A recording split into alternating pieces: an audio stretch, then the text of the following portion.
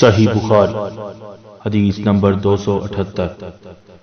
نبی کریم صلی اللہ علیہ وسلم نے فرمایا کہ بنی اسرائیل ننگے ہو کر اس طرح نہاتے تھے کہ ایک شخص دوسرے کو دیکھتا، لیکن موسیٰ علیہ السلام تنہا پردہ سے غسل کرتے تھے۔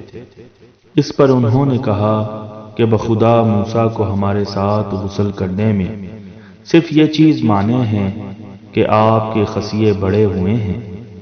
ایک مرتبہ موسیٰ علیہ السلام غسل کرنے لگے اور آپ نے کپڑوں کو ایک پتھر پر رکھ دیا۔ اتنے میں پتھر کپڑوں کو لے کر بھاگا اور موسیٰ علیہ السلام بھی اس کے پیچھے بڑی تیزی سے دوڑے۔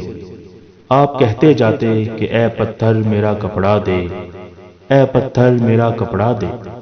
اس عرصہ میں بنی اسرائیل نے موسیٰ علیہ السلام کو ننگا دیکھ لیا اور کہنے لگے کہ بخدا موسیٰ کو کوئی بیماری نہیں، اور موسیٰ علیہ السلام نے کپڑا لیا اور پتھر کو مارنے لگے۔